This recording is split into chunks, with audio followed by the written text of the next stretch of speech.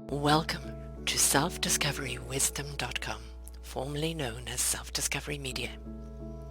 On these podcasts, you're going to hear people who speak from the heart. They've taken the journey in life. Many things have happened to them, but they've changed it to happening for them. And in their strength, their courage, they've discovered their abilities and their wisdom, and they are now sharing it here with you. Do enjoy each show. We bring it to you with love and knowing that it's going to help you on your journey of life. Good morning, good afternoon, and good evening, everybody. Welcome back to another edition of Your Health is Your Choice, right here on selfdiscoverywisdom.com. I am your host, Sarah Troy, and my wonderful repeat guest, Dr. Timothy Teel. Dr. Tim, as we're Hello. going to call him.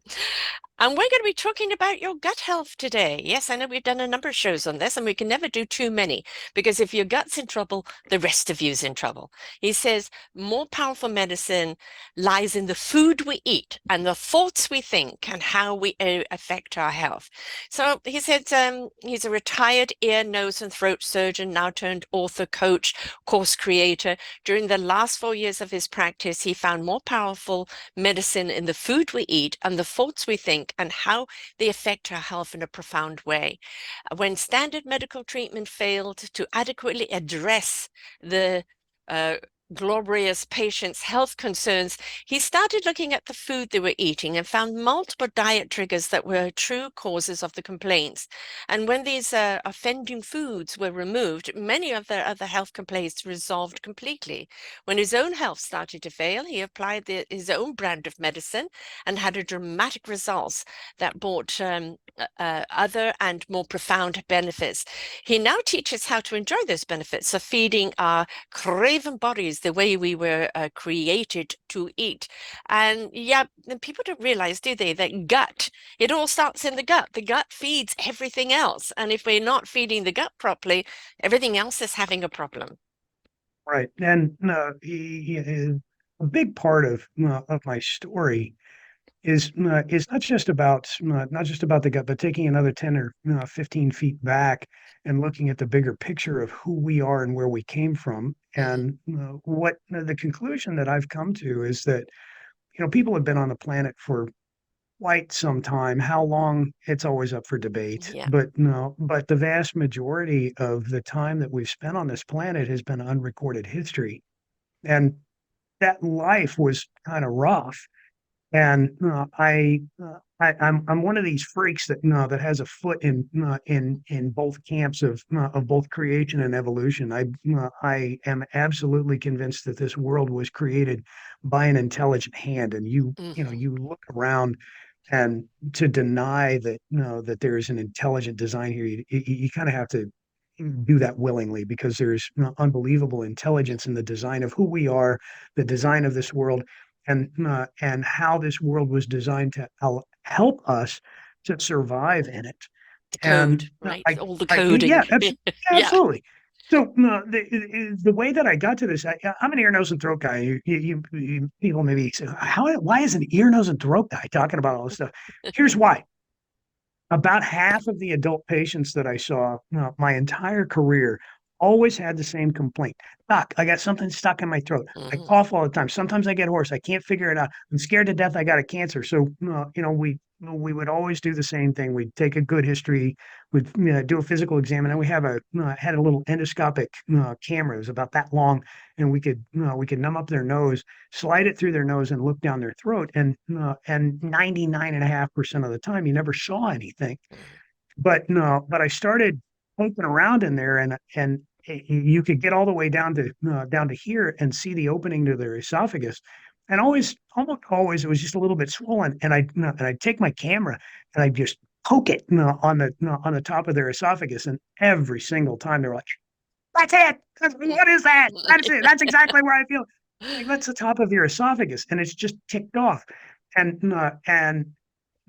then we started down the Sherlock Holmes pathway of trying to figure out what was causing it. And our training is that that's a reflux issue, that no, and some of the time it is, but no, but most of the time these patients had been treated for reflux and failed, and nobody could figure out what was going on. And so I started looking at the things that they were eating. Hmm. And there were some fairly common problems that that people were having. And the first thing I would ask them is, "How much soda pop are you drinking?" And Mm. the answer was always, multiple sodas Ugh, every day. yes. And so the first thing that we would try and do is get them convinced to try and pull that away for a little bit. And a couple, 2 or 3 weeks would go by, and it would go away sometimes. Mhm.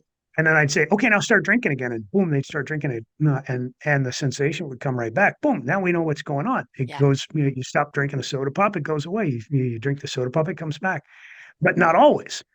And so we had to dig a little deeper Mm. and try and figure out some of the other things. And I had read some articles about dairy products, Hmm. and I said, hey, why don't we pull the dairy? How much milk, cheese, ice cream, yogurt, cheese are you eating every day?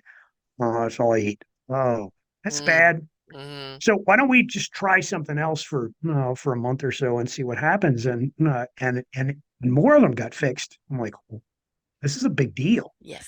And so, but no, but not always. And then sometimes it was bread products, and Hmm. sometimes it was pasta, and sometimes it was tomatoes, and sometimes like, wow, there's a lot of things here that are hurting us. But then my patients that I would bring them back for follow-ups like months later after we fixed the problem, and they stayed on the program. And mind you, not everybody did, because Right. soda pop's Temptation. pretty addictive. There isn't anybody on the planet who likes cheese better than me. Okay, Hmm. trust me. Hmm. I mean, Hmm. I married a girl named Bree, named one of my kids Jack, and came real close to naming the other one Colby. I mean, I like cheese that much. Not kidding. Okay, not kidding. No,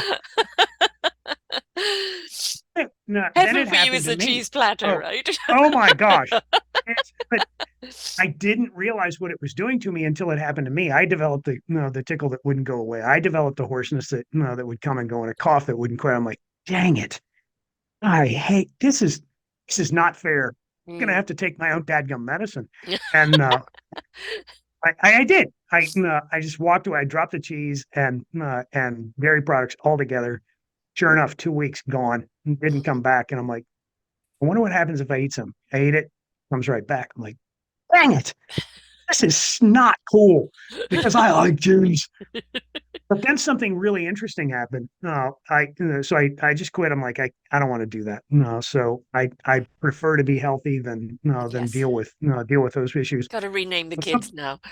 yeah, exactly. That's going to be tough. There's a lot of legal paperwork to follow through on that. But something else interesting started to happen. 6 months, within about 6 months or so, I had dropped 30 pounds without trying. I'm like, Ah. this is cool. And Ah. and then I noticed something else, and that is that I hadn't had a cold in like 6 months, and then it was a year, which was very unusual for me because about every 3 weeks, 4 weeks or so, I had a cold, and I just thought it was part of what I was doing because I'm up in people's Right, noses and exactly. throats, and they're You're sneezing in the and germ coughing on me all the sphere. time. Yeah. Yeah, but I went a year without getting a cold, and I'm like, this is crazy. So I did a little more research, and one of the things that as an ear, nose, and throat guy, we take out a bunch of tonsils and stuff, and of course, everybody's favorite remedy for that is to feed these kids a bunch of ice cream Hmm. after they've had a tonsillectomy, and we've known for a long time that you feed these kids a bunch of ice cream and stuff, and their saliva gets really thick and hard to Yes. handle. It's very hard for them to swallow, and so we kind of have gotten away from that. But no, but in my research, I discovered that there's a protein out there called ApoA1, and it's a normal protein in dairy products, milk. It's a milk protein.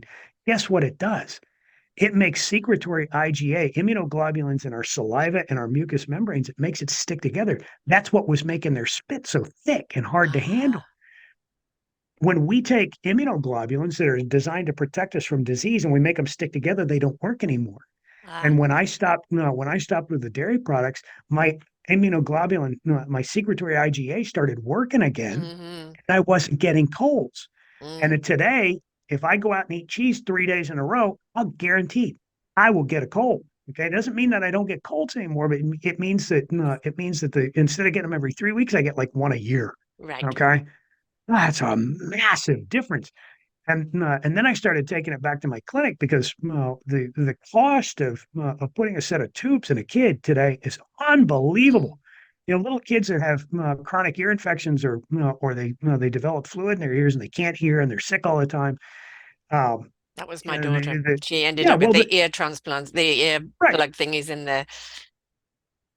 Yeah, well, it, tubes work. Okay, they relieve that Mm. pressure. They help these kids hear.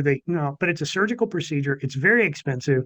Mhm. My patients were coming to me saying, "We just got the estimate on what the surgery is going to cost, and Mm. it's like they want $5,000 out of pocket, and then the hospital turns around and bills the insurance company $20,000 on top of that. Guess how much I used to make out of all that? This is I used to make $156. So I'm like, Wow. Well, no, this is the rules of medicine anymore. This isn't yeah. serving anybody No, except for the no, hospitals. no, no. And so I Come bottom said, line. Mm. let's try something a little different, shall we? And I talked to this, they're freaking out. I mean, they can't pay the bill. They got a sick kid. The kid can't hear. The kid's winding up with speech and language problems because they can't hear. And I'm like, this is a real problem. But they just didn't have the money to fix it. So I said, listen, are you willing to try an experiment? And they said, sure. I said, how much cheese, yogurt, milk, ice cream are these kids eating? Well, that's all they eat. You're not going to like what I have to say, but no, but there's a chance that we may be able to reverse this disease if we get them off of that. And while we're at it, don't give them any soda pop either because it irritates the fire out of the back of their throat. And that the little tube that goes from your middle ear to the back of your throat called the eustachian tube, it's not very big, and a little bit of swelling back there causes it not to work very well. So these people were hardcore. They went home and tossed the milk, the cheese, the ice cream, the yogurt, and they refused to buy any soda pop. And Sherry, I can't tell you how many times people actually came back to the office. They paid the copay for their insurance to allow me to see them, and they said I asked them, I said, "What are you doing here?" I said, "Your kid's fine." He said, "Doc, we just came back to shake your hand. That $20 copay that we paid up front is the price of admission to come back here and talk to you and say thank you so much Hmm. for helping us. The kid is fine. The kid doesn't even get sick anymore. Hmm. We love this. This is unbelievable." And I'm like, "What? Why are we not teaching this?" And Exactly. the reason we're not teaching it is it doesn't fit our cash flow model, quite Hmm. unfortunately. Hmm. And when you take educated, intelligent people and you cut them out of the cash flow model, they're going to come up with other solutions because when I put that white coat on, I made a promise to help relieve the disease and the suffering that people have. And if we're being prevented from relieving that disease and that suffering because of money, then we have to come up with a different way. And we did it, and I was punished severely for it. Right, yes. Completely. Well, yeah, I can imagine because my daughter went through that. She would wake up in the night screaming. I'd go into the hospital. They knew her so well, straight into the room, and they knew exactly what to do. She had another ear infection. At 5, she had those little tubes put in, which did work.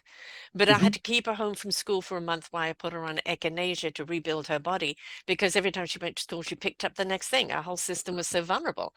And then Right, she's, I mean, her hearing is excellent, excellent now, right, but she's vegan, right? No dairy products whatsoever, no meat, nothing like that. Huge amount of vegetables and huge amount of they drink the soya milk. They don't actually drink it, but it's in whatever they have. But right, and their diet is completely different. And even as a child, she was vegetarian until then. She went back on chicken and fish for a while and then went completely vegan. And I mean, they have a child, my grandson that's in daycare, and he comes back with everything. He's a little petri dish, right? So Christmas RSV and I mean, God, COVID, and God knows how much this poor little kid has come back with. And my poor little one, who's not even a year yet, has still got that permanent little cough there, right? From great, it. So yeah, I mean, when I went down to the hospital with her or to the doctor with her, it's like, no, no, it's the ears are damaged or this or that. Nobody talked diet. Nobody talked anything to do with, well, what are they eating? And my kids weren't brought up on soda. That was a treat if we went out. It wasn't in the house unless it was a birthday party or something. And we actually had the water gallon thing there. So they would always go by and get a glass of water as they walked past. So I juiced and I did all of nutrients and vitamins and like, why are my kids still getting sick? And we don't put the two and two together because nutrition is not taught in medical practice, is it? Vitamins Actually, and all of that isn't taught. So what we're yeah, going to the doctor and like he's not even taught in this area whatsoever. right. Well, it's no, again, it just doesn't fit the, doesn't fit the cash flow model. No. And interestingly, when I was in medical school, my pathology instructor, who was a genius, by the way, fascinating instructor and probably one of the best teachers I ever had in my life. But no, but he actually talked to us and told us that that heart disease was in fact reversible with Hmm. diet. He told us this in 2003, 2004. But no, but the follow-up comment that he made was that people simply will not eat like that. They No. just won't do it. So there's no point in talking to them about it. Well, that was then and this is now. And there are a whole lot more people in the world who are willing to have that conversation, Hmm. and way more people who are willing to make the changes in their diet that that will affect the course of their disease. And one of the fantastic lessons that I had of dealing with those Globus patients, like we were talking about earlier, the people who said that they had something stuck in their throat and couldn't make it go away. We finally figured out what was going on with the food that they were eating. The food that they were eating was interacting with their immune system. Okay. Mm. And it Hmm. was causing an inflammatory response in their body, which is exactly what it was designed to do. And when you removed that inflammatory, the source of that inflammatory irritation, not only did the irritation go away, but no, but these patients started to lose weight. And I'm like, what the heck is going on? Well, think about it. Little babies that are drinking milk, are they skinny or are they fat? Yeah, Which exactly. one are they? They're fat. Okay. Yes. And what happens the second that we pull that milk away from them, when we wean these babies, do they get fatter or do they get skinnier? Hmm. They always get skinnier. Okay. They Hmm. always lose weight. Everybody knows this. This is what, well, here's what's happening. Inflammation is a fantastic survival tool. Okay. We cut ourselves well, we cause inflammatory mediators to be released. It increases the amount of blood flow. We get more nutrients in there, and that inflammation helps us to heal. Okay, inflammation when it's systemic, Yeah. it helps us to survive by storing that energy as fat, the same Hmm. way that a baby does. And that Hmm. the proteins in milk not only cause us to be immunosuppressed, they also cause an inflammatory response in our bodies that as a baby is very beneficial to our survival. Hmm. And once the baby is old enough to find something else to eat, what does his mom do? She kicks him off, she weans him, and she dries up.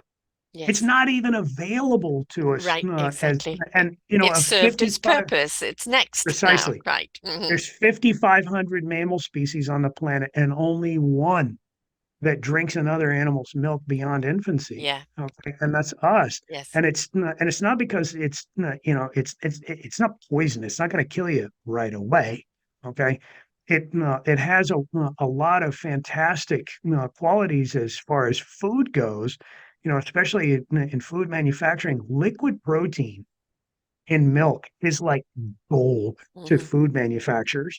But until we recognize that, the inflammatory, effect that has on our bodies, we just continue to eat it because it tastes good. And I'm the first one to admit I love cheese and I love yogurt and I Yes. love ice cream.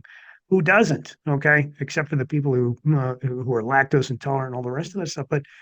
But the point is that we don't in Western medicine we simply don't recognize the immune response that we're having to our food, and milk is not the only thing that does it. Yes. There are many things that do it, And it's not always the same thing for everybody because every single one of our immune systems is different. We are not machines. And that's, that's another Exactly. paradigm problem that, that we have in medicine is in treating people as if they were machines. They're not. We're a lot more like snowflakes. From a distance, we all look the same. When you get up and get close to them, they're every single snowflake is different, just like every single one of us is different Yeah. because our immune systems are different. If we took your liver and put it in my body and my body, or my liver in your body, both of us die because our immune systems will attack that The that foreign tissue agent. as being The- it's not me. Right. Okay. That's why you get with And heart transplants or other transplants, and like 6 months right, later it can reject it, right? It's right, because it's exactly. a foreign thing in the body.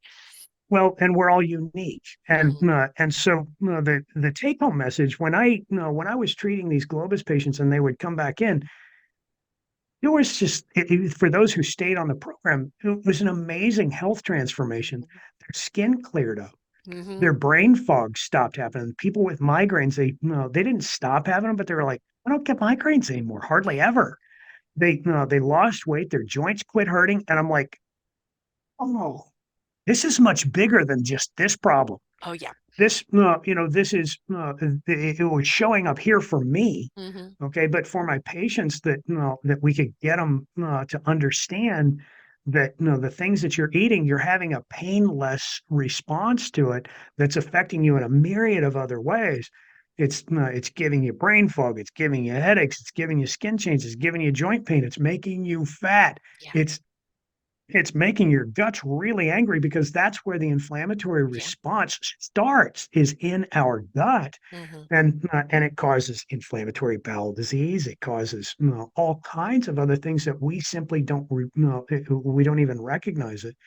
And the reason that that I was able to recognize, I'm a farm kid for crying out loud. Mm-hmm. And we, on a farm, we feed corn and soybeans to cattle, sheep, and hogs. The corn is a source of energy. The soybean is a source of energy and protein. But if you feed these animals raw soybeans, guess what happens to them? Do you have any idea? Most people don't.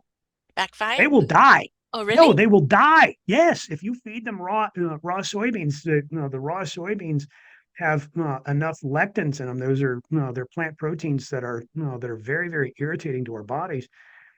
They cause such a vehement inflammatory response in that animal's gut that they can't absorb their nutrients anymore, and they will die. So what we have to do with soybean products is we have to roast them. We have to heat them under Mm-hmm. enough pressure and heat that we destroy enough of the lectins that it doesn't kill these animals, but no, but they can still extract some of the energy and the protein from that soybean product that they can use it as food. But they also develop real hard, waxy fat. These animals have they get fat because we're feeding them things that irritate their gut, Right. So it's and they inflammation, and store when that. we're under the assumption they're just healthy and plump. You're Now right. they're chronically inflamed, and Mm, the thing is we like it. We like the flavor of that product, and so the whole system persists. So if you have chronic inflammatory conditions, and they're like 90% of what we treat in medicine, uh, 90% of the problems that we treat in medicine are 100% preventable, treatable, yeah. reversible.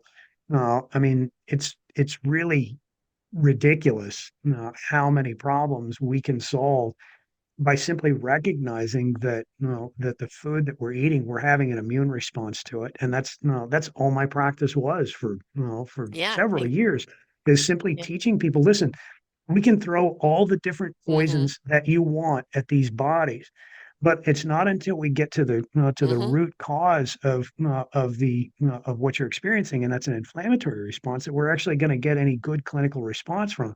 The really sad thing is that that many times we were able to make that problem go away, but people couldn't stick with the program. They preferred to eat their cheese, their ice cream, their bread, their soda pop, and all the rest of that stuff, and they just wouldn't come back. And they just say, hey, the really sad thing is they go from doctor to doctor to doctor and just get more and more medication, Exactly. and Yeah, they, exactly. And thinking that that's going to fix it, and it's the easy way out, and generally it doesn't, and all you're just is on a vicious cycle all the time. right, I've been down that route while I was trying to find healing, and all it would be is and 1 year I was on 8 antibiotics in 1 year, and that's right. just too much for Because the we know body. that antibiotics fix everything, right? Right, yeah, exactly. Yeah. And so while it's fixing that, it's killing my entire system, right? And I became Exactly weak. right. And then I discovered, things like echinacea and other nutrients and started putting that in my body, and my body transformed completely. But you look at countries, like India and Asian countries where they use a great deal of turmeric, an anti-inflammatory. They eat a lot more of the kind of the beans, and the way they cook is less meat, uh, virtually no dairy, right? And a great deal of foods that well balance, kidney beans, chickpeas, all of that type of thing, that have all got their own particular proteins and nutrients in there, and that well balanced and cooked together kind of balance out the gut. I mean, the gut goes in, extracts what it needs, nutrients, and then it's got to disperse. And well, As how long as many we don't people, irritate it. Yeah, as right? long as we don't irritate it too badly, and I will take exception to all of those beans and so forth, because every single one of them are they are legumes, and legumes by their very nature are very high in lectin content. However, if you cook them Yeah. just like the soybeans that we were feeding these cattle, if you cook them under enough heat and pressure Yes. to destroy those lectins, you can make them to a point where where you can tolerate them. But we also have to be cautious about how much of that we put into our bodies, because they are a reasonable thing to do if you cook them correctly. Cook them Okay. correctly and probably brought up on them. I mean, I remember doing a show quite some time ago of ancestral eating, and that our bodies are kind of designed to the way our ancestors, where our own DNA is eating. Um, and I look at the rule of 80-20. I am 80% vegan, 20% not, depending where I am, at whose house I am, if I'm out to eat. And yes, I do have a little cup of cream cheese, which will last me a month, and occasionally buy eggs. Right. And sometimes when I go out, I may have fish or chicken. Other than that, I am that 80%. I thrive on my 6 veggies a night. I absolutely thrive on my veggies. And if I don't get my veggies, I'm out of sorts. And I think Right. it's the experimenting with your body. What does your body like?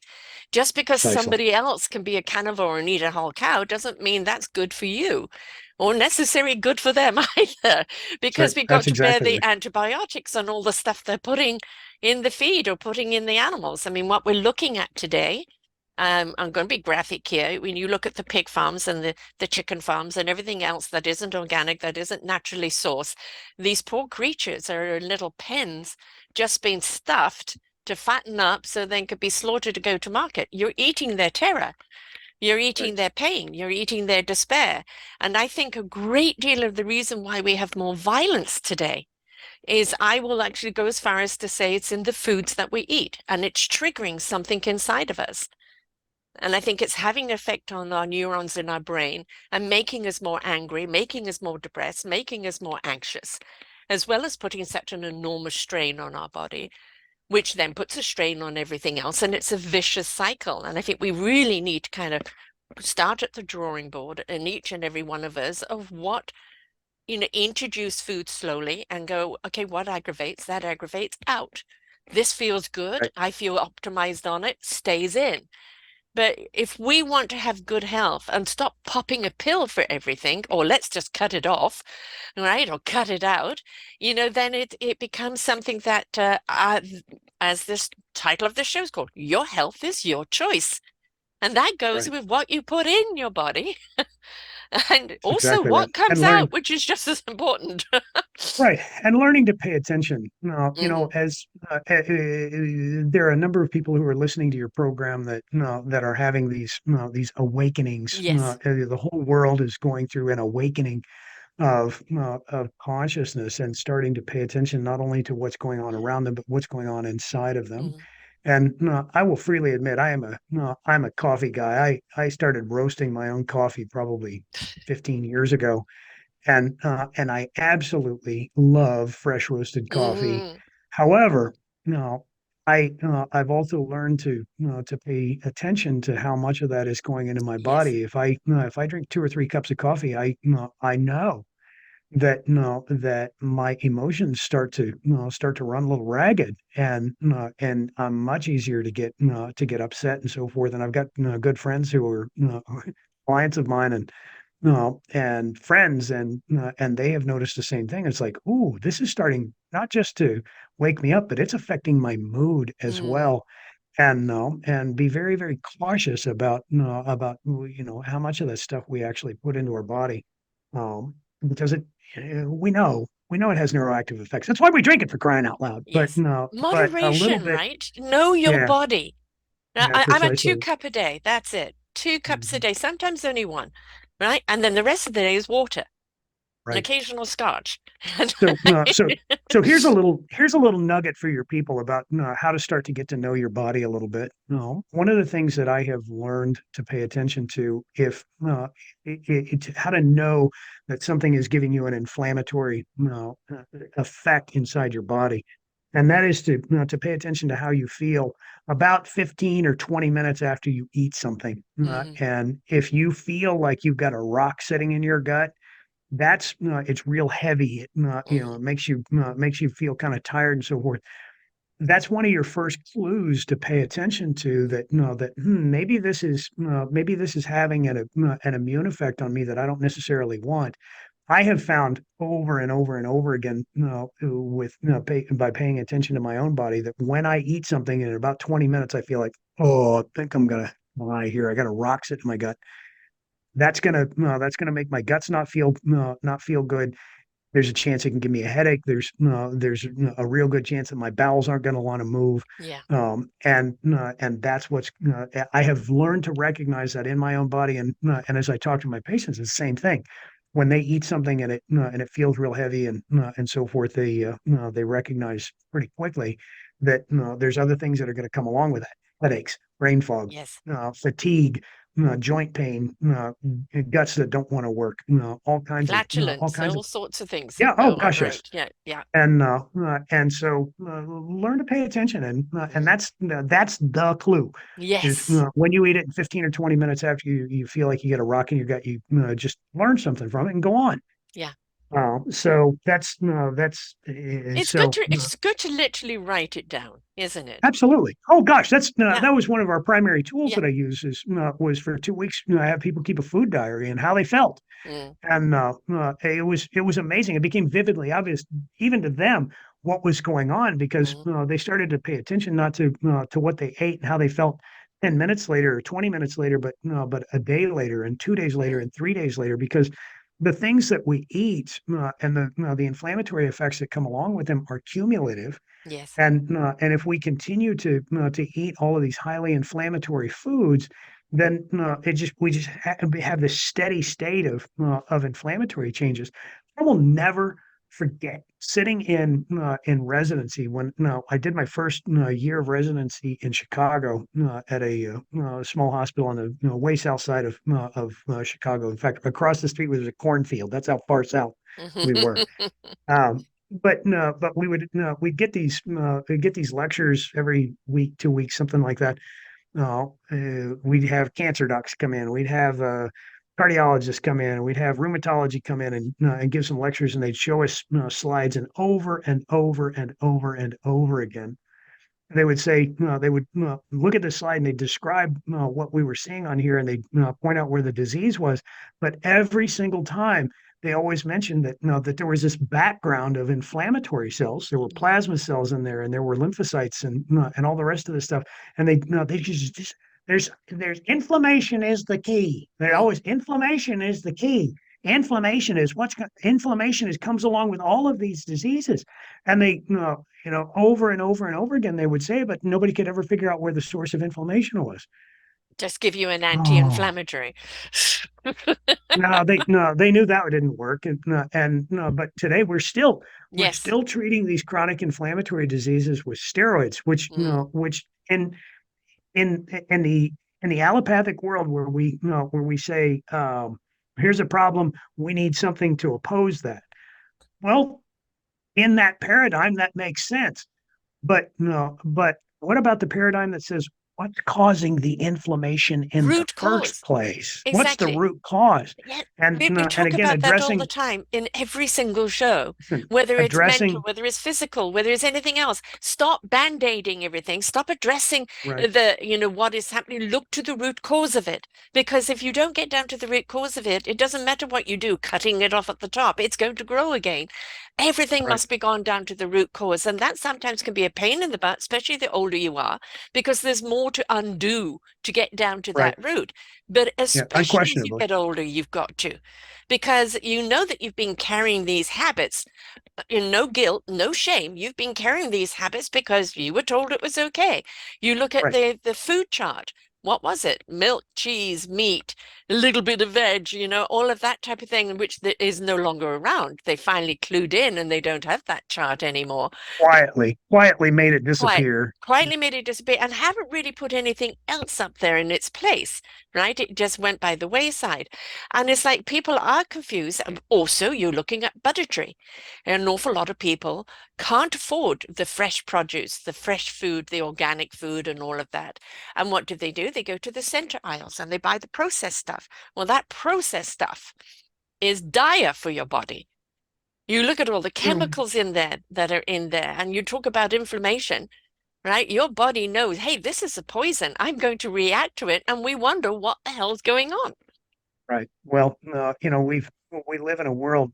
Here's why I'm so excited to be here today and alive right now. Over the last 30 years, we have produced so much chemical poison in our environment, and we have, especially in agriculture, in the corn and soybean and wheat fields, we have sprayed so much glyphosate out there that, and glyphosate is Roundup. It's a product that we Yes. use Oh, to control weeds, and didn't we it come can from Agent Orange back in the Vietnam and War? it's Yeah. it's Caused so much cancer. and but what we've done is figured out how to produce so much low cost food Yes. by controlling those GMO. weeds, and we controlled the weeds by putting a gene into that into the corn, the soybeans, and the wheat, so that we could go out there and spray this chemical that kills everything Mm, except for the plants that have that gene in them, and it'll that gene will eat that chemical up before it destroys the immune system of the plants. That's how it kills plants. It destroys immune systems. mm, Okay, and that's mm-hmm, being sprayed on every mm-hmm, piece of corn, every piece of soybean, and mm-hmm. every piece of wheat Yes. that's out there. And so what we're doing is we're destroying the immune system of plants that we don't want, and everybody who's selling that chemical will say that, well, glyphosate doesn't interact with you because your body doesn't use what's called the shikimate cycle, which is where the glyphosate takes it does its job, Mm, does its magic. It works in the shikimate cycle and only in plants that don't have the gene to metabolize the glyphosate. Well, that works fine as long as you ignore the fact that you have 10 gazillion microbes in your gut mm-hmm, that do use the shikimate cycle and require that shikimate cycle to function properly. And it's those gut bugs that produce many of the anti-inflammatory mm, effects that your body requires. And we don't ever talk about that. no. No, we don't ever talk about the fact that no, that 99.5% of people, if we drew their blood, we could find glyphosate in their blood. Who wants that? Did anybody ever ask you, Right. would you like a shot of glyphosate with your slice of bread? Would you like a little glyphosate with the pasta that you're feeding your kids? Did Mm-hmm, anybody ever ask you that? But no, they didn't ask you, but they sure enough put it in that food, and it doesn't. Their argument is, well, it doesn't affect you. You're right. It doesn't affect my body. It affects the microbes that affect my body. exactly. Okay. And Exactly. what we're doing here is not fair. Here's why I'm excited. Okay. the company that that produced all that glyphosate out there, Monsanto, unbelievably smart guys. They saw what was coming and they sold it off to the German company Bayer and said, "Here, good luck." Yes. They unloaded it on a foreign country or on a foreign company, and I don't know whether Bayer knew what they were doing, didn't know what they were doing. I don't care. I don't want that crap in my Mm. food. And so what I do is But just I don't. thought in Europe, actually, Roundup and anything like it is actually banned. It is. It Hmm. absolutely is. So, but here's why I'm so excited about it. What's going on with the advent of artificial intelligence, with the advent Hmm. of inexpensive robots. I see a world where we don't need that product anymore, and so did Exactly. Monsanto, and that's why they sold it. Okay, Uh-huh. when we can produce robots that with artificial intelligence can recognize the plants that we don't want out there, they can just go pull it out of the ground. Sorry, you're dead. Yeah. It's a little iron poisoning there. It's what we used to refer to what we did with when we were out hoeing beans when we were kids. Hmm. Yes, I'm that old where I can remember that we had to go out there with a hoe and cut the weeds down. We called it iron poisoning the weeds. But I see the world getting dramatically better really fast Hmm. with the advent of artificial intelligence And and also, no robotics. excuse. The Right, thing is, the AI can deduce good for the body, not good for the body. So right. where's the excuse? The data is there now, Yeah, right? And the data yeah, should be made available for everyone so that somebody can't whitewash it. And that's the beauty of AI, is that right. it can be accessible to anyone to assess. Yeah. And As long as the opposing AI, the people who are trying to control that right. narrative, don't use their AI to overpower. Yeah, it goes round and round. But the bottom line really is for all of us is to understand Mm. what's going on in the world and understand that that government, Yes. corporations, pharma, doctors, nurses, crazy people who are trying to sell you all kinds of stuff. Everybody has an agenda, okay, and everybody's trying to profit from their own agenda, Yeah. and it is absolutely in your own best interest to experiment Hmm. with different things. Take the information that you're learning here. Take the information Mm. that from every lunatic that you can listen to out there and experiment on it. And if it works for you, great. And if it doesn't, keep going because there are all Keep kinds going of through all of solutions. your food until you know. And you know what? Right, Again, I'm going to hit no guilt food. And this is what I'm talking about. If you're at a birthday party and you're having a piece of cake and you know that that cake isn't necessarily good for you, or you crave something like um, there's absolutely some beautiful shamanic chocolate that has none of the additives in it, guilt-free, vegan, everything tastes wonderful, made out of acai beans. You can still eat chocolate, folks. In fact, the darker the chocolate, the better, right? It's the white chocolate with the milk in it that is the problem, right? So for the that. thing is, um, if you do go and eat something, please don't eat with guilt because your body Right, automatically is going on a defense. Why are you guilty? It's going to process that food differently. So now and again, you're going to eat something that you know you shouldn't. All right, right. enjoy it, savor it, and go, okay, now back to my regular diet. Exactly. Right? And don't complain about being sick when Yeah, that's my exactly. number one rule. Listen, if you're gonna eat this, just don't complain when you get a headache Right. or you don't feel well or any of the rest of that stuff. It's the price So I pay for that piece of cake or that price I pay for that. What you find is that different form of cravings come up, right? I'm craving the fruit. I'm craving this instead of the chocolate bar. I'm craving that, right? Because when you have that and it makes you feel so good, oh, I feel so good on that. I want to have that again instead. right, And it's the same with organic food. Yes, initially more expensive when you go and buy it. But the more you eat it, the less you eat because your body is being fortified without all those right. added chemicals that your body is now trying to fight and having a big, World War Z going on inside of you. Yep, exactly. Yeah, it was a very big wake up call for me. Mm, When I was 52 years old, 51 years old when that happened to me, and the transformation was dramatic. hmm. And it was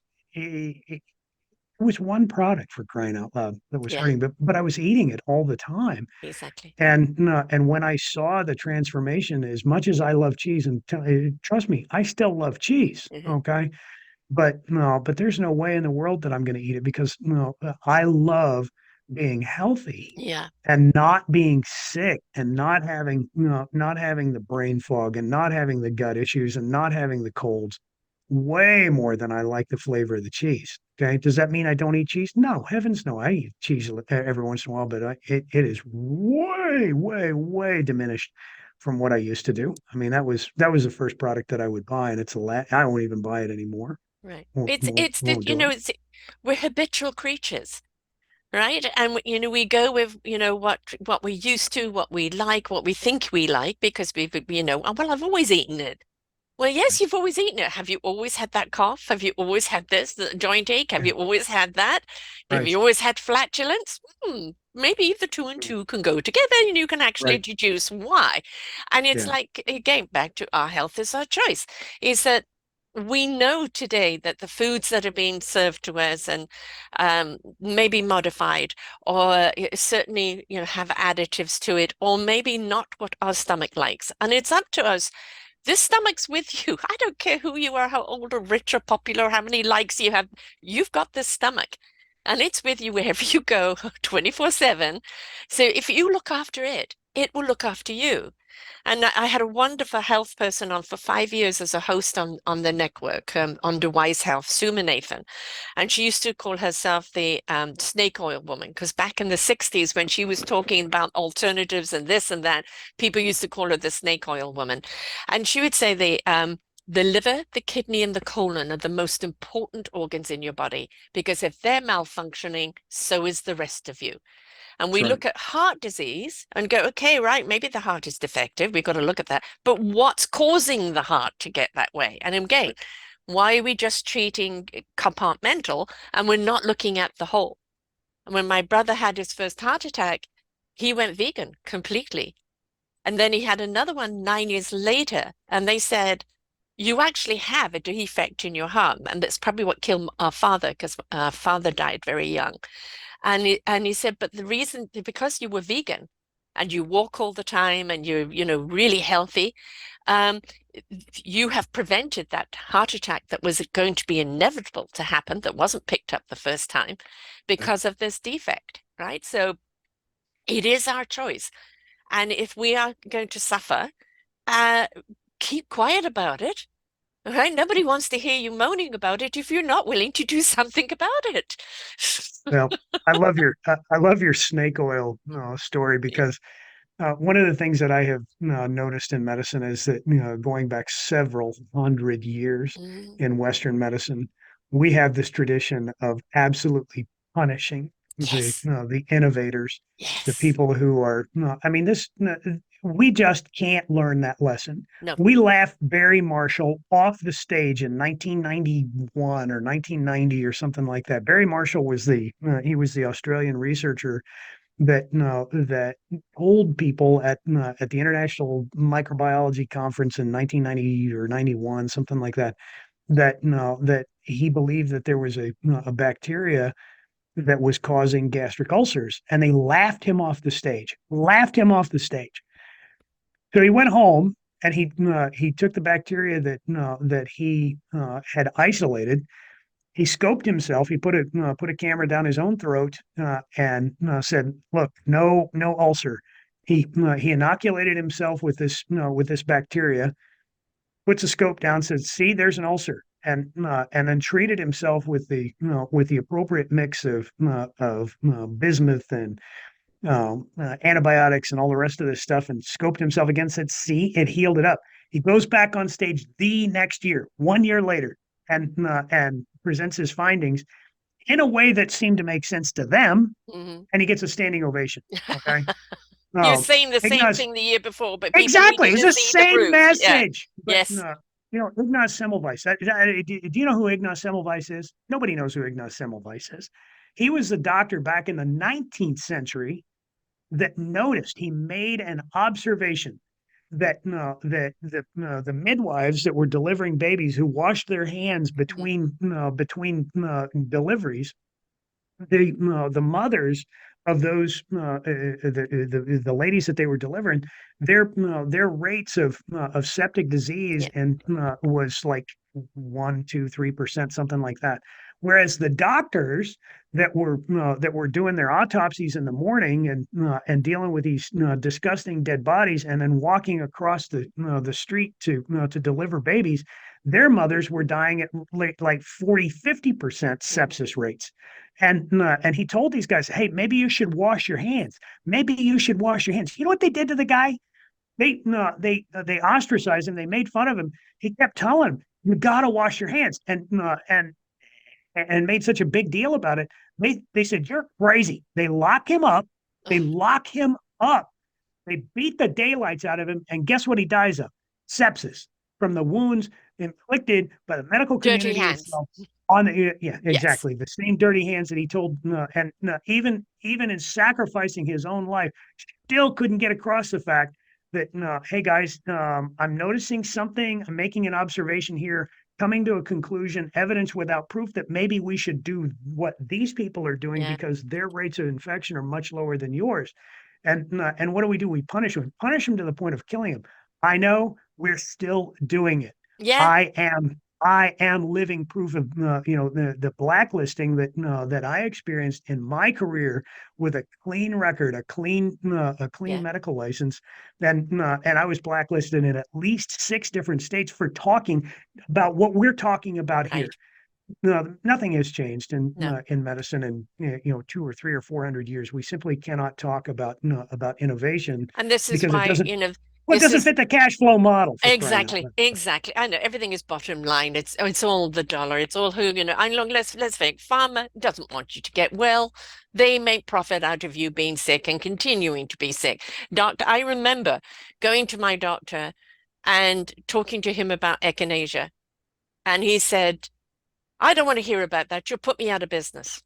Yeah. Right. And then Hey, some months later, I went in with one of my kids and he said, "Have you heard about echinacea?" And I said, "Yeah, I told you about it. Remember what you said?" All right. right. Slowly they started incorporating it. But if we don't teach Western medicine along with, I, I actually hate the word alternative medicine. It's been around from the beginning of ages. Right. Western Exactly. medicine is the alternative, folks. I Right? was just having this conversation with a friend of mine. He's an OB. He happens to be Taiwanese, and we were talking about all the things that I'm teaching and what I learned and what I saw in my Yeah, practice. And he said, "Yeah," he said, "You're really Western medicine's only been around for a few hundred years." He exactly. said that woo woo crap that you're talking about's Yeah, been around for thousands of years. exactly. Well, He when said, did it I become alternative? yeah, right. Right? Well, no, it becomes who's in control of the narrative, Sarah, Yes. and here's the other reason I'm so excited to be around right now. The rest of the world has this thing called the internet, the very thing that we're Yes. using to talk to each Yes. other and to talk to everyone else out here. And these voices will not be silenced. We Nope. have the ability now to talk about these ideas and then point out the fact that, listen, when we go to the doctor's office, is Western medicine useless? No, it is not Nope. useless, but it does control its narrative. It's looking out for its own bottom line, and you have to understand that that if it doesn't fit that cash flow model, if it doesn't fit that paradigm, they're gonna poo-poo it and they're gonna call you crazy. But it's like I tell people it's kind of like walking around with your underwear on the outside of your pants. You can do it, okay, and if we do it long enough, It will we become think a it's norm. normal, Yes. okay. Yes. But if you have the guts to get undressed and put your underwear on first Hmm. and then your pants over the top about it, it feels so much better. But you Yeah. got to understand the whole rest of the world that's been walking around with their underwear on the outside of their pants is going to make fun of you and call you idiot and call you Yes. woo woo and call you all kinds of I crazy know. stuff. But Woke. but if yeah, woo, Oh if God. you feel better using that little experiment, what are you going to do? Some people are going to put their underwear on the outside of their pants again because that's the way the world tells them that that's what they're supposed to do because Yes. we've always done it that way. If I heard that one more time in medicine, I was going I to know. commit a I know. crime. Well, I You know, refer to them as sheeple, and yeah, they that's will always follow. I mean, why have we got certain quote, quote, leaders at the present moment, but that we know are totally unsuitable for position on every level, but have such an enormous amount of followers, is because they pick up the confusion and the angst of someone and they know how to, I call it, take a pimple and make it a volcanic eruption. And Right. then reasoning goes out the door. Any common sense goes out the door. And even if something's been proven as a liar or wrong, and these aren't the facts, I don't want to know. I'm in this state of me rights. And it's like, no, it's your ignorance. It's your ignorance. And who is it costing? You. Right. Do you Right. understand? You're paying the price, right? And unfortunately, Always. until people wish to wake up, the same with their health, until they wish to wake up. I've been doing this nearly 12 years. I've been putting health shows out, alternative, for nearly 12 years. And in this time period, it is wonderful to see people like yourself walk away from the medical world and say, no, there is something more. Now, yes, we need medical. God, I mean, what we have done with medical is unbelievable. Heart transplants, simple antibiotics, many Right. procedures that have saved lives. Absolutely, there's a place for it, but it's not the only place. And this But other you know, thing you you call alternative is common yeah, sense, and it's been that's around exactly for a right. long time. So let's But do you know integrate it what? into our Do you lives. have any idea? Do you have any idea what has pushed medicine forward more than anything else? There's one thing that that pushes medical innovation like crazy. Do you have any idea what it is? I can say Called war. podcast. It's war. Oh, true. War. Yes. War has Yes. done more to push. That's how we got the TV, folks. Yeah. And how we got It's the internet. well, no, World War II, Korean War, the Vietnam War, no, it really it pushed trauma care, Mm, like it advanced it tremendously. yeah. And what we learned through all of those war experiences was that that first hour Yeah. after a traumatic event is we call it the golden hour Hmm. that you have to treat that trauma patient. If you can control his airway, if you can start some IV fluids, if you can give him blood, if you can address that wound within an hour of the time that it occurred, survivability goes through the roof. Absolutely. And then now that we've got this, now that we saved his life, now what are we going to do with this injured dude?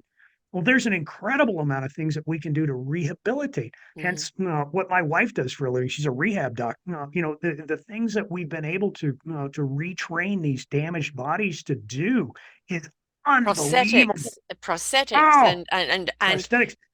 AI type limbs now that are stepping into it. I mean, it's just, yes, that side of the medicine is absolutely incredible. But I say this all the time, and I have a little conversation going on with people about AI. AI in the wrong hands for the wrong use is bad.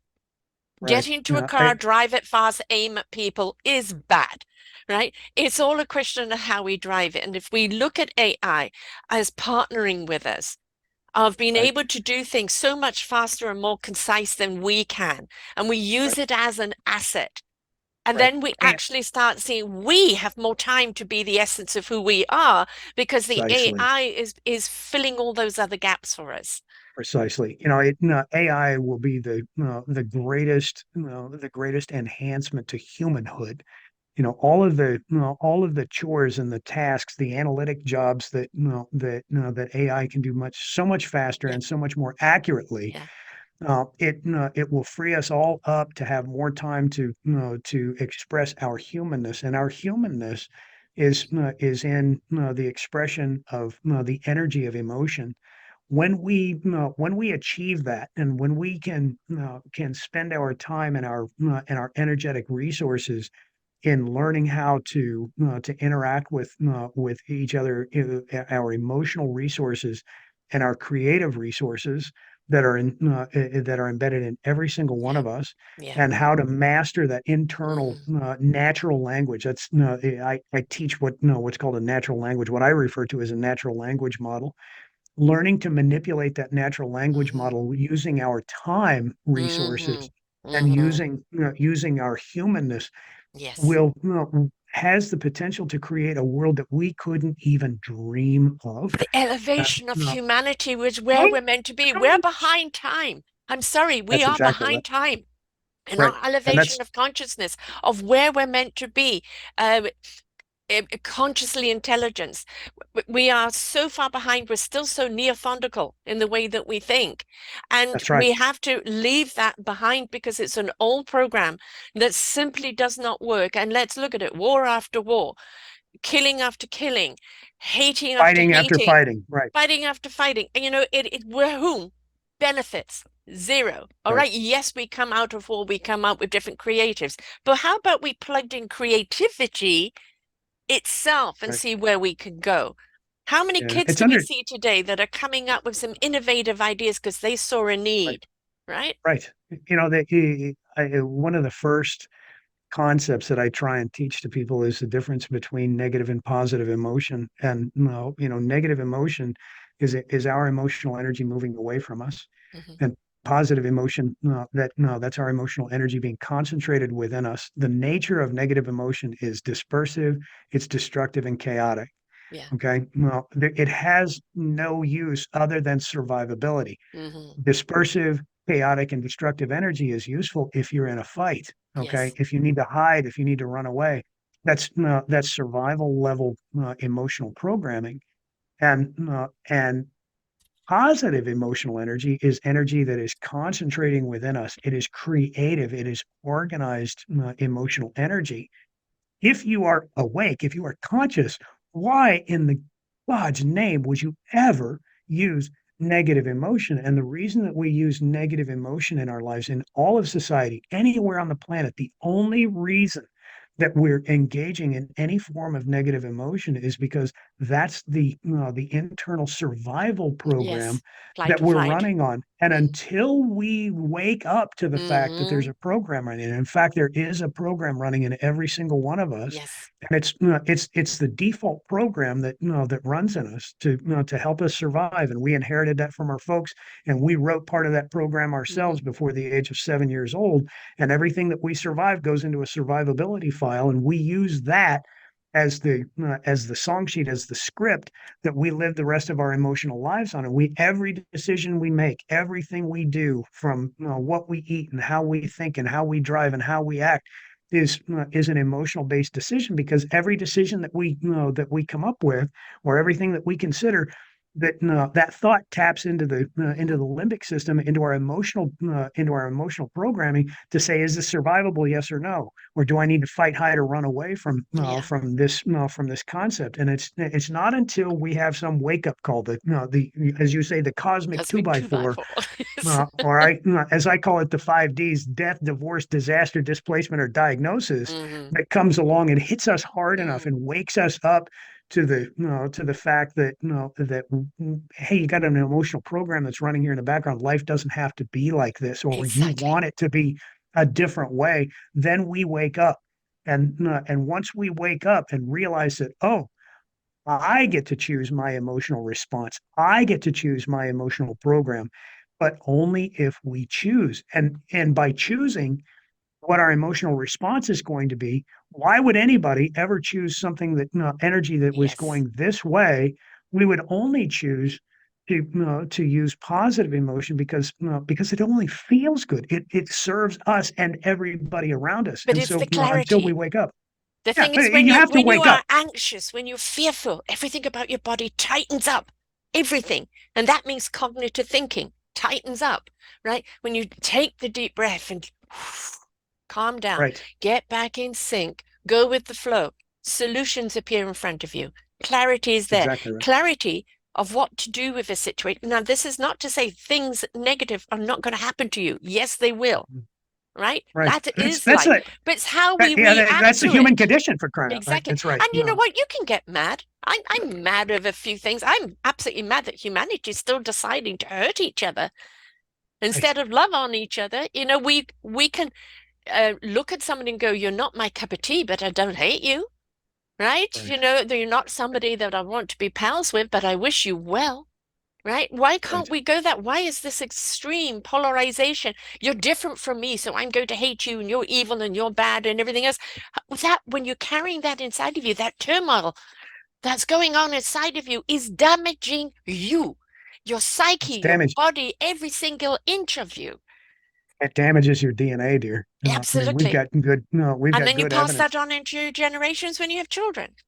Right. Exactly. Well, again, that's why we're here, is to overcome all that. I'm absolutely Yes. convinced that that our job, and especially in this age, is to come to some understanding that that there's a program. We have to overcome it.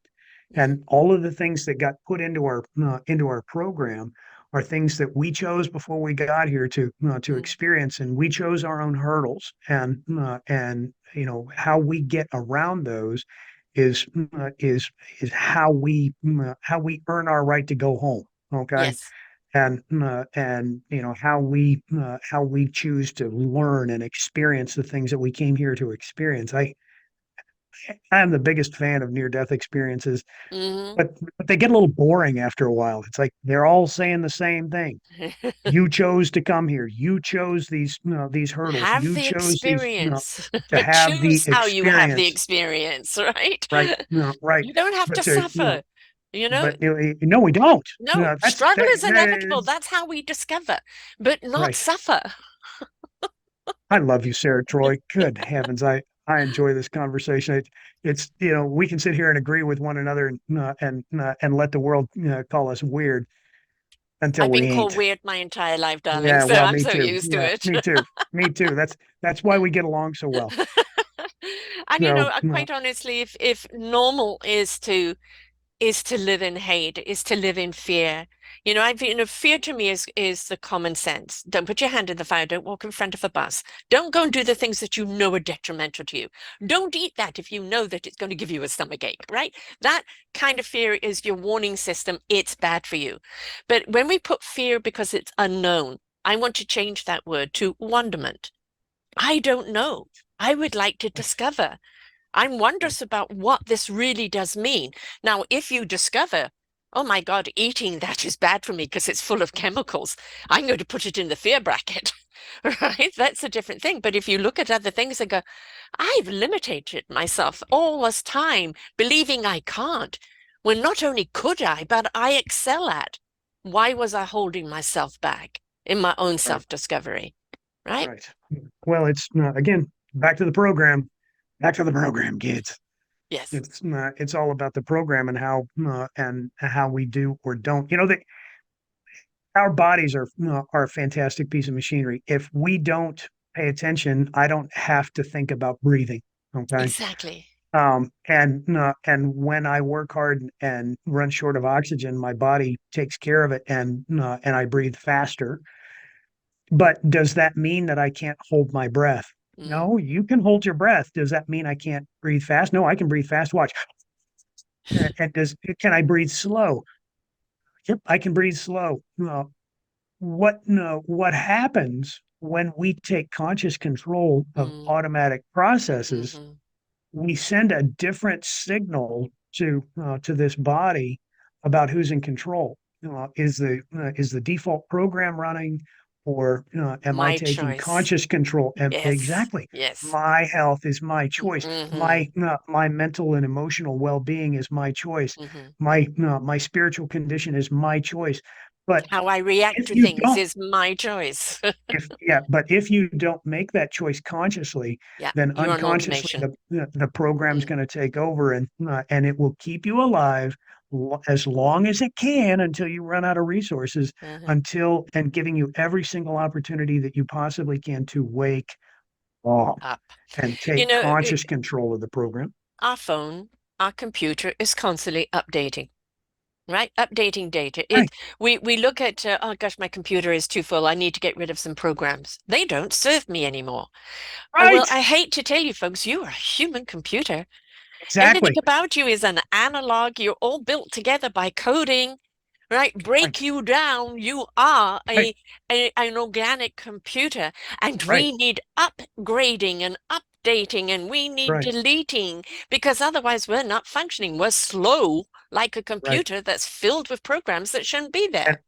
And I will tell you that no, that computer, no, that cell phone has a code that has two variables in it, zeros and ones, and that's it. Yes. You have four variables in you. Okay. You have cytosine, thymine, adenine, guanine. Those are the base pairs in DNA. So, so which system is more powerful, this one or this one? I mean, Hmm. this one is exponentially more powerful. the information, the script that you have inside of Yes, you is can be that rewritten DNA. very much better. Well, it's not just structural information. Right. We've had the biologists and the doctors and all the rest that tell us, well, 3% of DNA is all it takes to code up the human body, and the rest of it is junk. Are you kidding me? You, yeah, listen, DNA is the most powerful biochemical information storage Mhm. system in the known universe. We have 30, 40 trillion cells in your body. You have an entire copy of you from head to toe. The whole freaking thing works, and it only takes up 3% of your DNA. And we're Wow. going to call the rest of it junk because we don't know what it does. Good God, Yeah, I give know. me a break. Open You your know, goddamn minds. uh, It's yeah. I had a psychotherapist on once. She said I have changed it from psychotherapy to sacral therapy, sacred therapy, because there one you thing. go. Because we do not pay attention to our own sacredness. We just because, like people who believe in God they can't touch. Oh God, God, God. Well, the universe, energy, source, whatever you wish to call it, there's something bigger than us that comes through us, that guides us. It's our compass, right? When we tune into that and tap into that, that is that source of energy. That is that clarity. It gives our heart a reason to go ahead and do things. It puts our spirit in the right action, and our mind has the clarity it needs when it has it. We are everything. And only when we tap into the everything of us do we actually have the clarity of why we're here, what we're here to do, who we are, what's our meaningful purpose, and how to move forward. Do me a favor. Stick your finger up like this. Stick your finger. You want to touch God? Show me how to touch God. Yeah, you got it, girl. I love you. I knew you'd answer that right.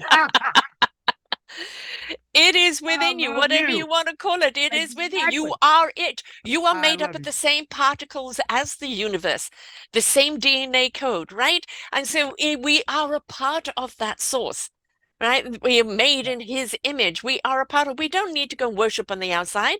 Go on the inside with love and compassion and openness. Have it for yourself. Because when you have it for yourself, you radiate it out to everyone else.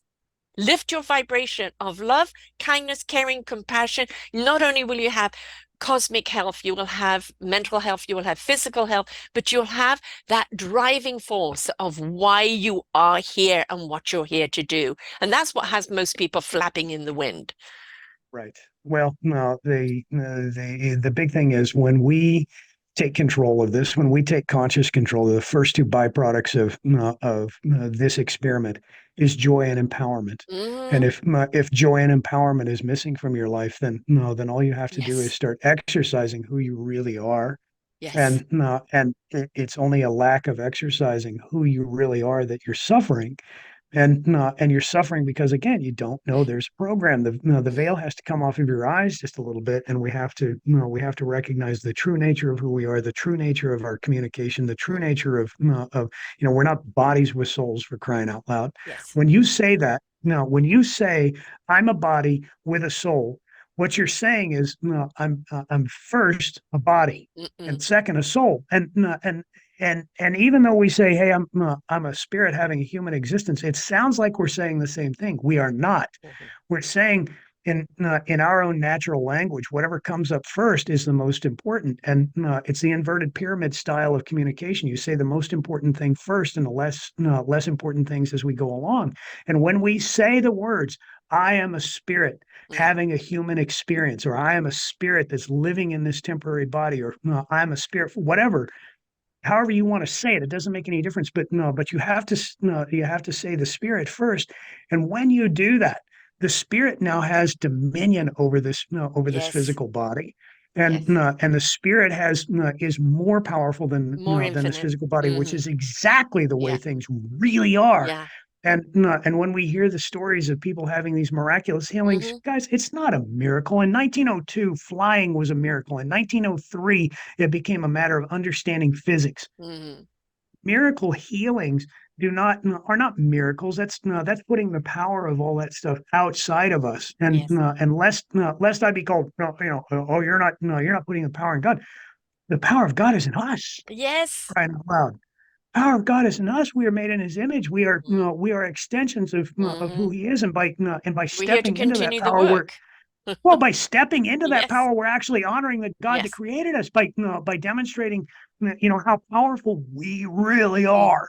Mm-hmm. And so I try and stand inside that, the gap between, between medicine and science and church. And I try and tell people, I'm not your doctor and I'm not your pastor. I'm the guy standing in the middle trying to tell you that, that all of this stuff is connected. Yes. And it's kind of a fine line that I walk, but no, but when I explain it in those terms, people kind of get it. They're like, Mm. "Oh, well, that's pretty cool. Yeah, I know. It's fun too. It's an exciting place to live. More fun than I've ever had in Yeah. medicine, sticking needles, knives, and pills into people. Right. So it's just, It's a and totally different energy signature. It's like exactly you've been hearing this song in the back of your mind for so long. And for me, I was born this way and then kind of went off track. I became a mother, had a dysfunctional marriage, and I kind of had all this other expectation on me, and I wasn't being true to who I was as a core, as the spiritual being. And I felt so utterly disconnected from my human self. Like the human went and did that, the spirit did that, the spirit was feeling wounded. And it's only when I kind of came out of the dark and decided to merge the two together that I truly found my inner strength that became my outer strength. And that really gave me that, now I understand.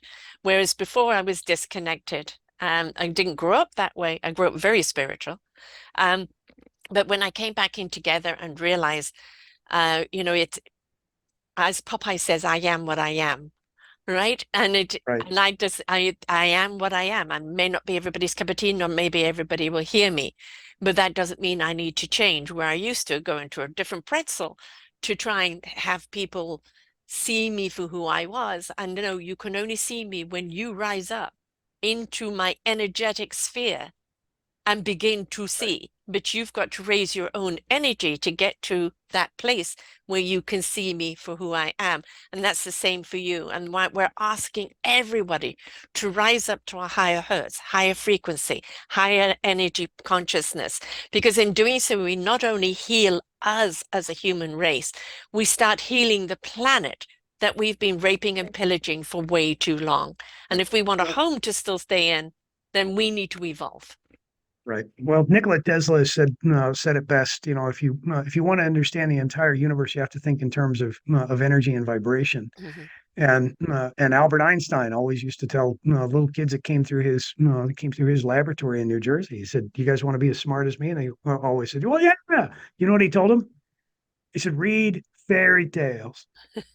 And they looked at him like, "What are you talking about?" He said, "You want to be smarter than me?" They're like, "Yeah, yeah, that'd be me." He said, "Read more fairy tales." Mhm. Like he he he, he It's was about trying the to imagination. get the exactly the Yeah. point is That for me, that no. mythical. If that I find more reality in that than I do in reality. So yes. Right. No. Yeah. And then all of a sudden you realize that this whole thing that we're living in is nothing Yes. more than a simulation. It's no, it's Like a really just matrix. it's a fig. It is. Yes. I I I had never really watched that movie until just a few months ago. I'd seen bits and pieces of it, and I was flying home from somewhere, and it was on the plane, and I watched the movie. I'm like, oh my gosh, they were trying that movie's 25 years old. They were Yes. trying to tell us something really important then. We And I need to realized, unplug. oh man, this is my whole stinking life. Yeah. And literally, when you unplug, they come to get you. Yeah. Man, I got a court case that proves that these people are trying to get you, man, trying to get you. I'm like, this is nuts. I know. It's really And funny that and I, no, I've done numerous shows on what I call expose shows of people that, were trying to take on the government for one thing, or, speak on one thing, and then out comes the attack. And for an awful long time, I was with a holistic company and people practicing vitamin B17. They call it the cyanide vitamin, and it's known to cure cancer. It's in your berries and almonds and nuts and things like this, all different degrees of it. It prevents cancer. A little Pac-Man, it goes after cancer cells because when the cells break down, that's when things start happening. And they don't want people to know about it because, God, how much doesn't trillion fit the dollars? cash flow model. Oh my God, Doesn't trillions of dollars. The cure for cancer has been around for eons. Right, but they don't yeah. want you to know that. And anybody talking about that, they're out to get you. And again, your health is your choice. Nobody has the right to tell you what to do with your body. However, we can educate you and inspire you and guide you what to do for your body and your psyche better. But it's up to you. You've got to walk it. You've got to do it. You want better health. You want better mental health. You want a better beingness and essence in the world. Invest in you. First and foremost, you're no good to anyone else until you do. I said it better myself. I think I did say that. I love We're you, very Sarah in Troy. You're sync here. awesome. We're definitely in sync Uh, here. So, and of love course, it. let's Absolutely talk love it. about you've got a podcast coming up yourself in the next few months. You're going to be Oh, starting one wow. to keep the conversation going. I'm gonna have to pay you for that no, for that promotion. Yes, no, yes, we're in the final stages of getting the blacklisted physician up and running. Love it. You will. Oh, you're gonna flip smooth out when you hear the thing, and we'll be telling the same stories that no that we've told here, and many I've many got so many. many guests for you. Oh, oh gosh. But the great thing is that that in this day again, why I'm so excited about being here. And 5 years ago I wasn't. Now I am. I'm like you've got to be kidding me. This is Yes, this is so yes, exciting. I about can't wrap my head around it, but we have the ability to tell our story now, and we have the ability to control our own narrative in our own yes, lives, and we have the ability to claim our First Amendment rights. In fact, every amendment in the Bill of Rights, the Constitution of the United States, and here I am claiming all of those things that have been denied me, and we will talk about that. Blacklisting, by the way, is not legal, but it happens regularly in mm, medicine. Anybody that challenges any idea that they feel threatened by, you will become blacklisted, and you will not be available or eligible for education or payment in that system. And I have the court case to prove, in fact, that is what's going on, yeah, and they will not even allow you a voice.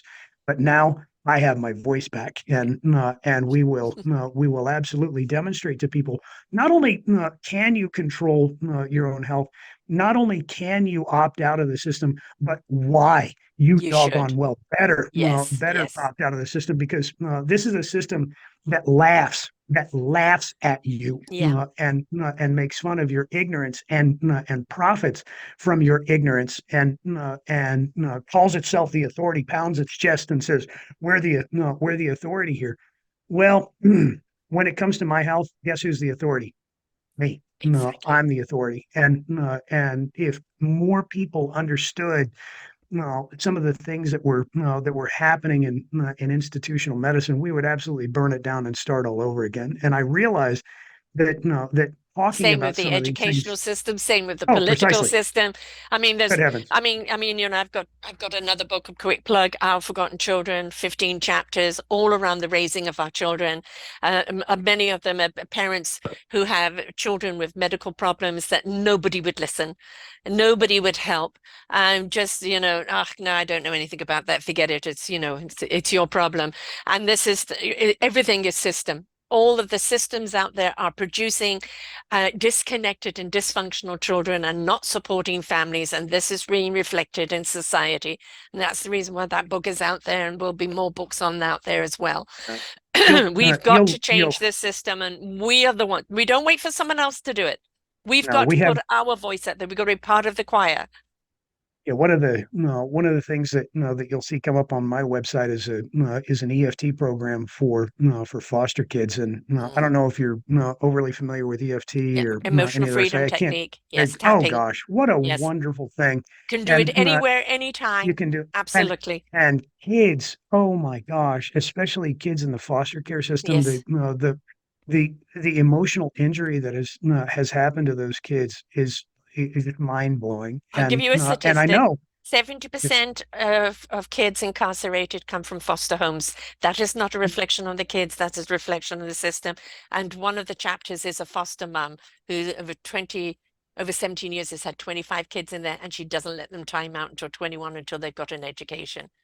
Right. right. Yeah, good for her. But what she's recognized is again the programming and Yes, the programming that occurs in children. There was I'm going to go scriptural on you here for a second, but no, for good reason. Woe be unto them who harm these little children. And the reason that that's such a bad deal to harm a child is because you're affecting their programming that lasts them a lifetime. exactly. And The trauma the is there. emotional, oh my, Mm, the emotional programming that goes on before the age of 7 years old gets set in stone yes. until that child has some form of an awakening, Hmm. and they go to work reprogramming all that.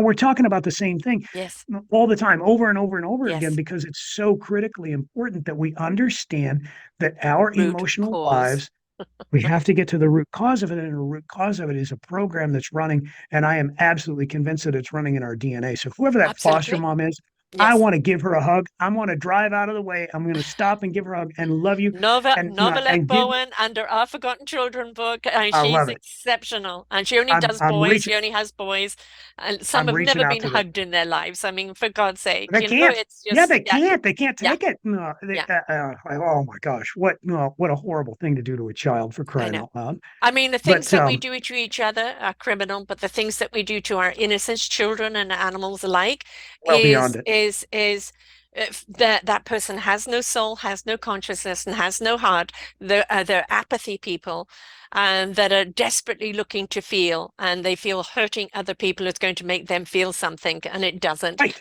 Right. right. Mhm.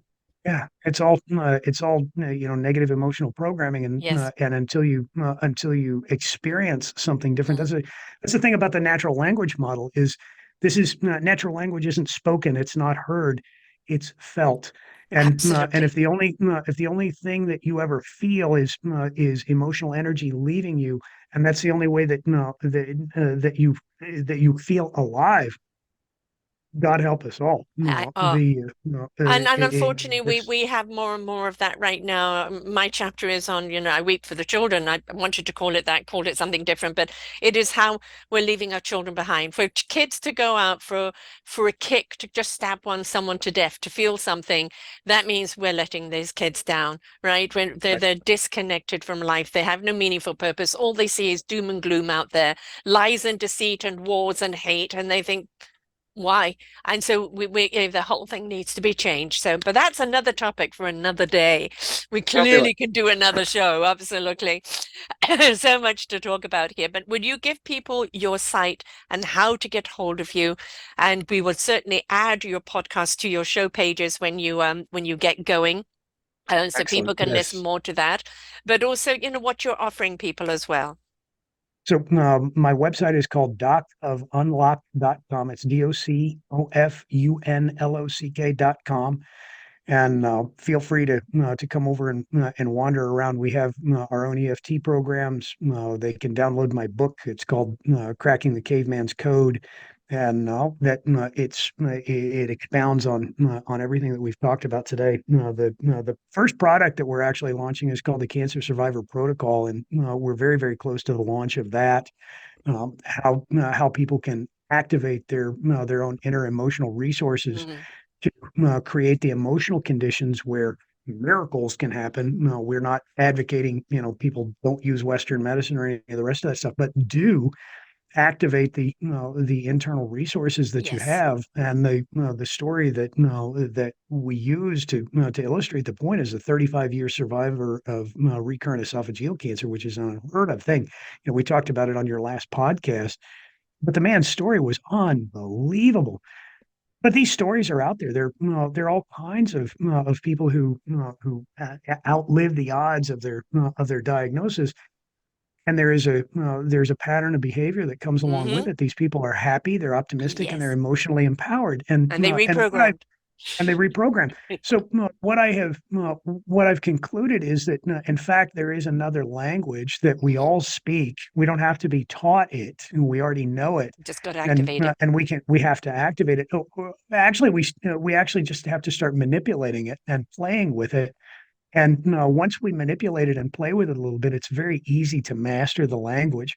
but no, but you have to be aware of the fact that there's another language that's it's not being spoken, it's being felt, Hmm. in our hearts and our minds, and what it is the energy of our very spirits and bodies Yeah. themselves that's moving around. That's what emotions are, and it's that natural language is expressed in emotion, but no, but what it's doing is moving the energetic soul, the spirit of who we are. It's just our energy moving around, and what direction it goes, it's up to us. Well, and We that's an can stay on the indication, program. the cosmic 2x4. I mean, cancer is known to be an 80% emotional disease, as is Right. most of the diseases. They come about from a disconnect from an emotion that we can't deal with, a distress, right? And so when we pay attention to that and decide to go through that programming and look at the root cause and look at how we can heal ourselves, along with which medicine or which modality is going to help you along the way,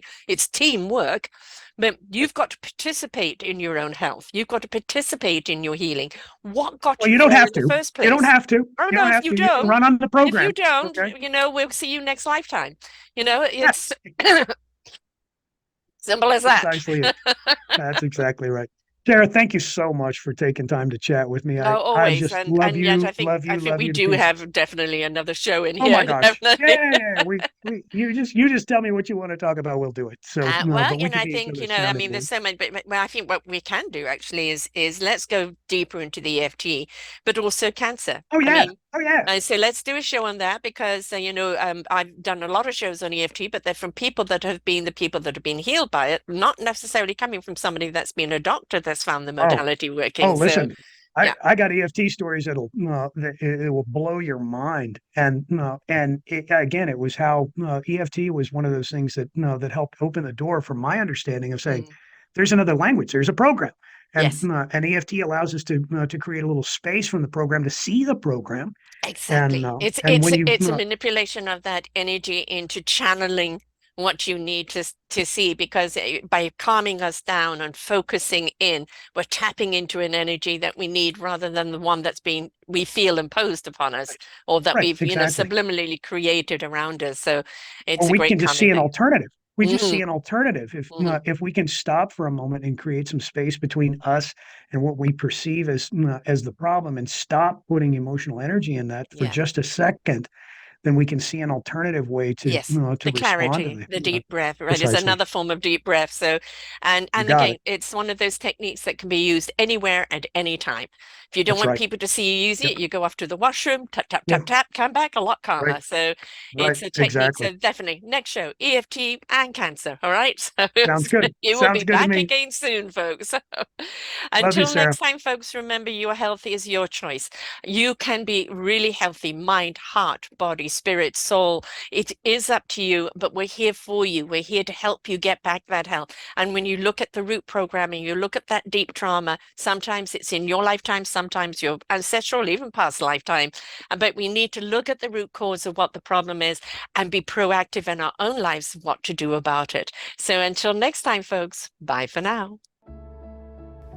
We hope that you enjoyed the show. There are so many more for you here on selfdiscoverywisdom.com.